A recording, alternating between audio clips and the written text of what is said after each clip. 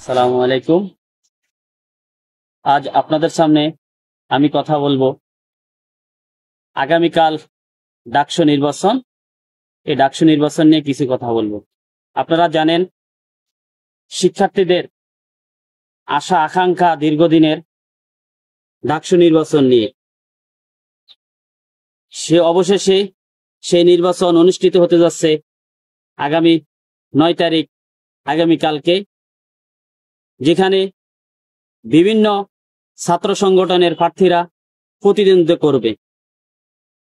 শিক্ষার্থীদের ভিতরে এতদিন ডাকসু নিয়ে যে আমেজ ছিল সেটা অবশেষে প্রতিফলিত হবে আগামীকালকে ডাকসু নির্বাচনের মাধ্যমে। এখানে শিক্ষার্থীরা তাদের পছন্দের প্রার্থীকে তারা ভোট দিয়ে জয়যুক্ত করবে। আপনারা জানেন ডাকসু নির্বাচন নিয়ে দীর্ঘদিন বিভিন্ন ধরনের ষড়যন্ত্র চলছিল। এই ষড়যন্ত্র করতে যাই এতদিন নির্বাচন বিলম্বিত হয়েছিল, যদিও এখন বর্তমানে আগামীকালকে ডাকসু নির্বাচন হবে। এখানে গণঅভ্যুত্থানের শক্তি যারা আছে সকলে এই ডাকসু নির্বাচন করবে।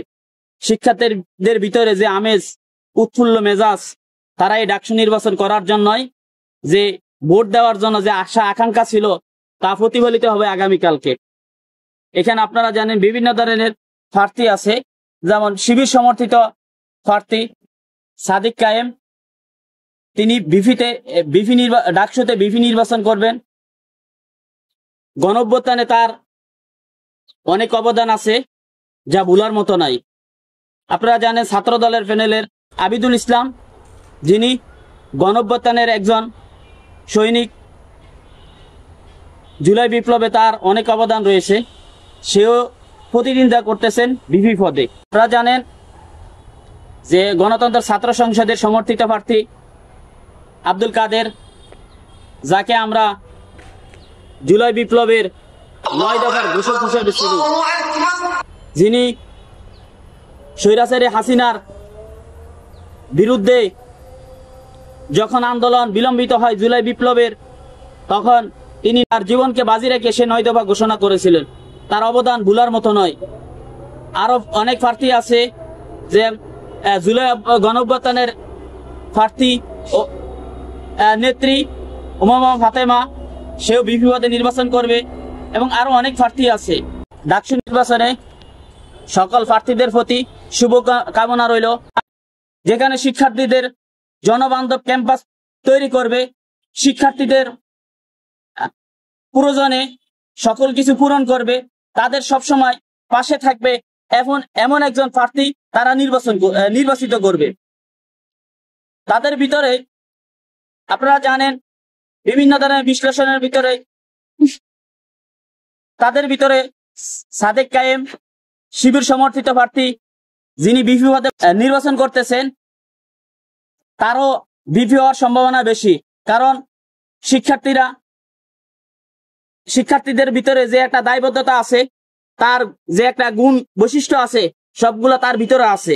সেও বিপি হওয়ার সম্পূর্ণ যোগ্য এবং হওয়ার সম্ভাবনা আছে। বিভিন্ন বিশ্লেষকের মতে সে বিপি হওয়ার সম্ভাবনা সবচেয়ে বেশি।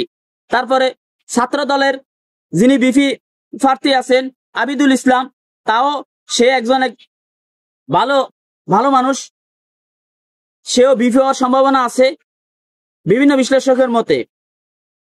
আগামীকালকে দেখা যাবে যে কে বিপি হয়। যেহেতু আমার নিজের একজন পছন্দের ব্যক্তি আছে, আমি তার প্রতি আপনাদের কাছে আগামীকালকে ভোট চাই। সাদেক কায়েমকে আপনারা ভোট দিবেন। সাদেক কায়েমের ব্যালট নাম্বার 22, আপনারা 22 নম্বর ব্যালট নাম্বারে ভোট দিবেন।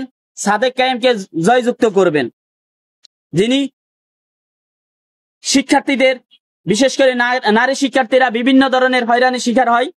সে হয়রানি শিকার থেকে হয়তোবা সাদেক কায়েম ভালো তাদের পাশে দাঁড়াতে পারবে, এবং যে বিভিন্ন ধরনের যে অশ্লীলতা সৃষ্টি হয় সেখান থেকে ক্যাম্পাসকে মুক্ত করতে পারবে, যেখানে নারী শিক্ষার্থীরা ক্যাম্পাসে নিরাপদ থাকবে। বিশেষ করে আর গণরুম, গেস্ট রুম এবং যে ছাত্র শিক্ষার্থীদের হয়রানি করা, শিক্ষার্থী বান্ধব ক্যাম্পাস তৈরি করতে পারবে। কারণ সাদেক কায়েমের ভিতরে সেই ধরনের গুণ আছে, গুণ বৈশিষ্ট্য রয়েছে।